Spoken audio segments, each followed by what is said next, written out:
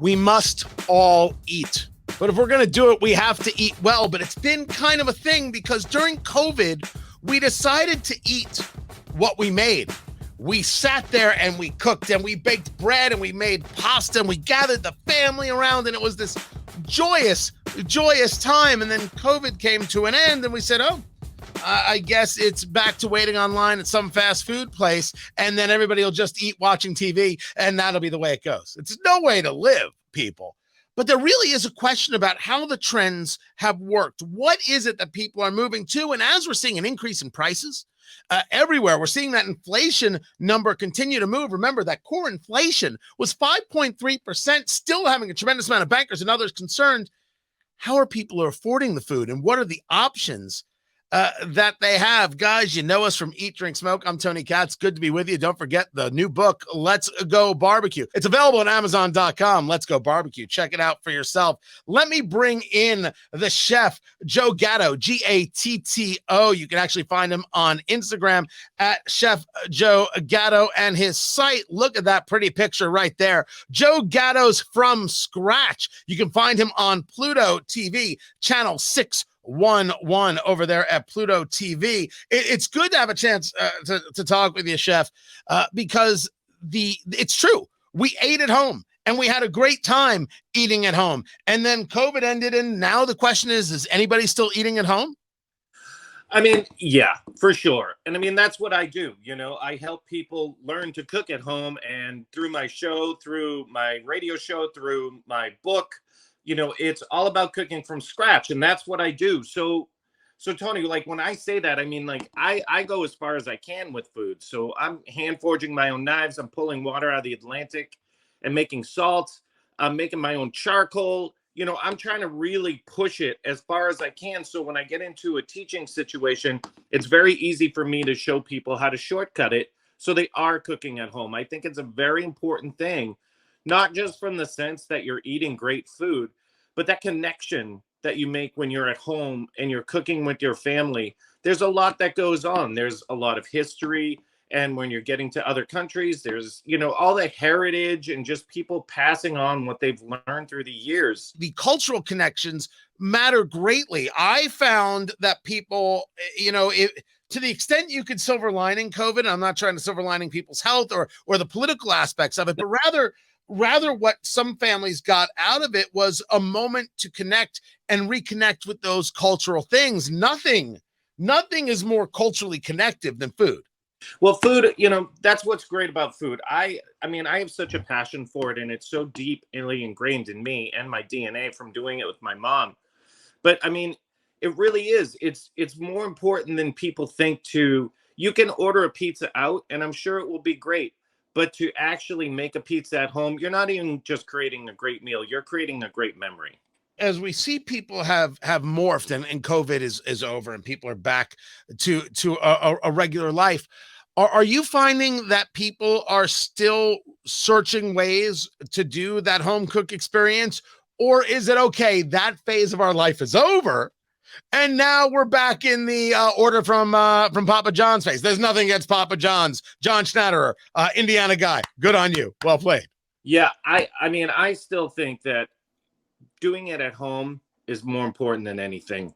And it is that connection. It is that time that you're spending and learning about. I mean, you can learn about your grandmother's sauce. You can learn, you know, I get stories from my kids. I have, you know, a 5, a 10, and a 13-year-old, and they're in the kitchen with me all the time. So I feel that, yeah, the pandemic changed it a bit, but it really started people realizing that cooking at home is something that they should do. Should do is an interesting one, right? Because do you think it's a should do because of cost? Do you think it's a should do because of health? Do you think it's just should do because of family? Yes. There were some reports out there that, you know, going out for a steak, it's actually cheaper to go out for a steak than it is to make a steak at home. I never believed it, but I saw those reports. They were out there. Of course it's not. It's so much cheaper to do things at home. To go out to eat, people are charging, you know, you to get there. They have to pay staff. They have to pay everything else. It doesn't work that way. But doing it at home, not only are you controlling what you're eating, you're understanding what you're eating, which is a very, very important thing these days. You should know what's going in your body. Plus, you're spending time. All of those factors play in. And I'm a big believer in it. I really think you should be cooking at home a lot more than you're going out. Going out and occasionally, having a meal, everybody does that. I do that and I enjoy it. I really do believe that eating at home and making food is a huge thing. Talking to Chef Joe Gatto right there, Gatto. You talk about pulling your own salt from the Atlantic. Yeah. Like, that's not cooking to people. Okay. That's fetish to people. Which is fine. I mean, I don't expect people to go and do that, and I did it for my show, and I don't do that to make a meal. I'm not going down to the corner ocean and pulling out salt so I can, salt my water to make mozzarella. But I do make everything from scratch. I do make every meal at home, and I do, like grind my own flour and things like that. Sure. I don't expect people to do that. But what I do want people to do is realize that cooking at home isn't as hard as they think it is, that it's cheaper as well. And you're buying ingredients. I like to shop a lot, and I don't load up on ingredients a lot of times because I like to make different things all the time. But, when you're cooking at home and you're getting your family involved, it's not as hard as you think. People have this overview, and I teach everything. We teach huge classes here in Boston constantly and everything's from scratch. We're making from sushi to dumplings to pasta. We're making pizza and we're pulling fresh mozz. And we're doing all these classes in an hour and a half. And I have a radio show on NPR where I make everything from scratch on it. And we're doing it in a half hour. So it is accessible. You just have to know how. What happens is people get stuck on recipes and they only make those recipes, and anything outside that gets intimidating and it's too hard and it's too much shopping. But if you start getting a pattern down and really start doing it and digging in, I think you're going to see that it makes a big difference. It makes a big difference to sit down and have dinner. It makes a big difference to watch your kids chopping or making tortillas. We're having taco night tonight, and I've got some pulled beef going for a couple hours in a really simple, just salsa I made, and it's just braising away. And my kids, when they come back, they'll come in, wash their hands, and we'll make tortillas together. And then we'll have taco night. I love that. I know that there's a lot of work behind it. I understand that. But I think the culture changed when the pandemic happened, and I think it changed for the better. Talking to Chef Joe Gatto. You can find his work over there on his site. From Scratch, Joe Gatto's From Scratch is where you can find it. Joe Gatto's From Scratch.com.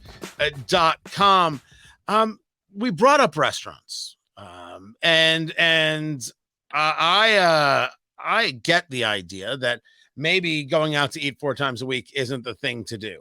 Certainly, restaurant cooking is different than home cooking, levels of salt, for example, and things like that.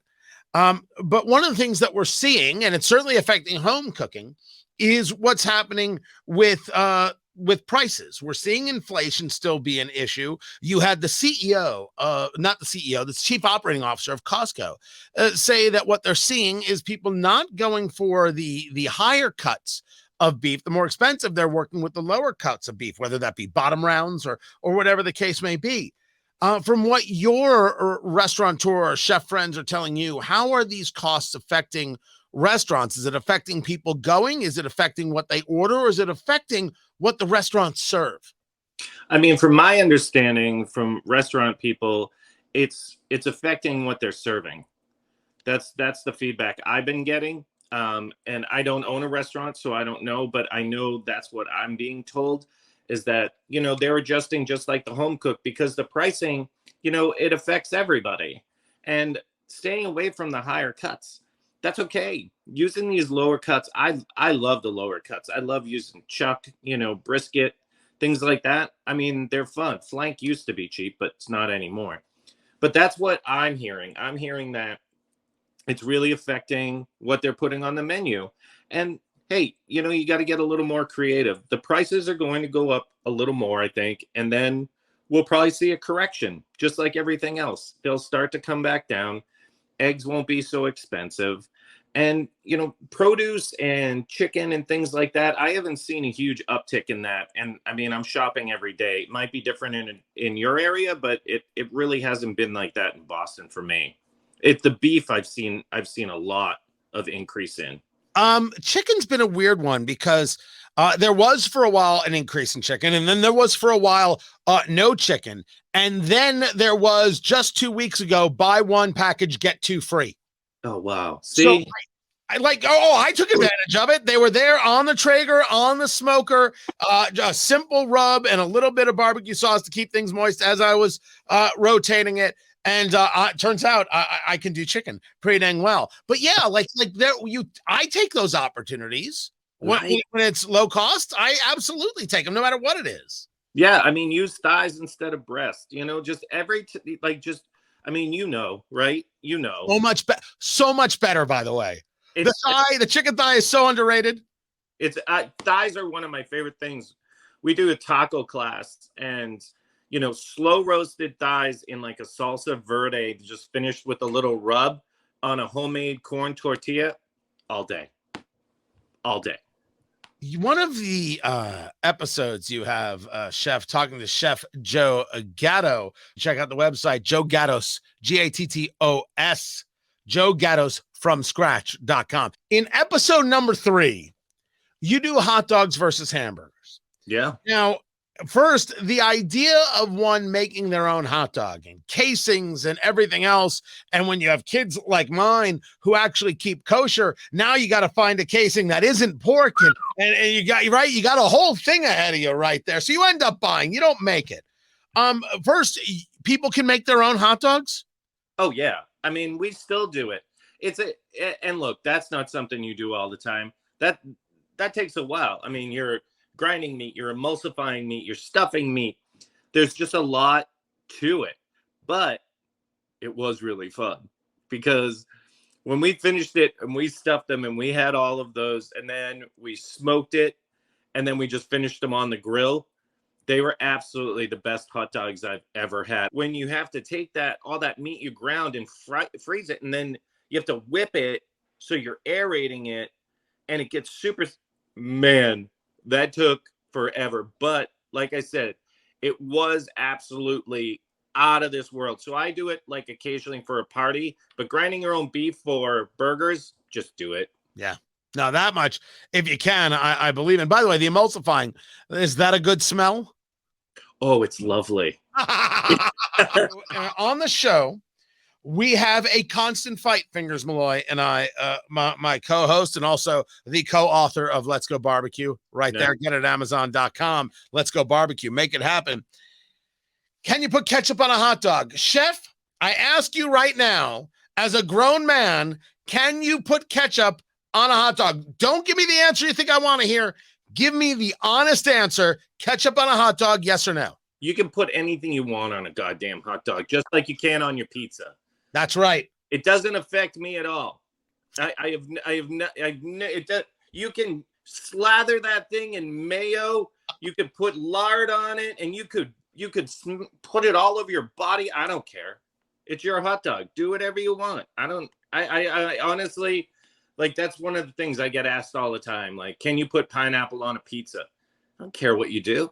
I'm not going to eat it.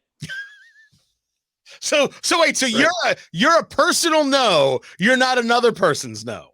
Right. I'm a no. Well, occasionally I do like ketchup on my hot dog now. I grew up that way. Yep. But not all the time. I prefer mustard. If I had to put if you put a gun to my head, I'd take mustard. Because and relish is okay. Onions are okay. I think onions are a must. Relish, I'm gonna take it or leave it on a relish. I'm not a huge relish guy. I never have been. My dad was a relish freak. He put that on everything. I love it. And I grew up in Jersey, born in Brooklyn, grew up in Jersey. And there's a part of me that always thought it was an East Coast thing. And then I saw what they did in Chicago to hot dogs. I'm like, okay, clearly not. But there's something about that. It's pickle soup, as Fingers Malloy calls it. And I don't care. I just want to eat it. Yeah. I mean, I've had hot dogs with every single thing you can imagine, from chili. I love a chili dog, right? So I mean, like, if you're putting chili on it and then you're scolding someone for ketchup, you need to look into yourself a little deeper, my friend. Talking to Chef Joe Gatto. You can find him on Instagram at Chef Joe Gatto. I want to stick to the topic just for a minute. And it sounds silly, but there's really an interesting economics at play, which is, when you talk about making your own hot dog there, Chef. And when you go out, we go back to restaurants, you go out for a burger. We're at the stage now, depending on where you live, you can pay $12 to $14 for a burger. Or more. Or more. Agreed. For a burger. That's absolutely true.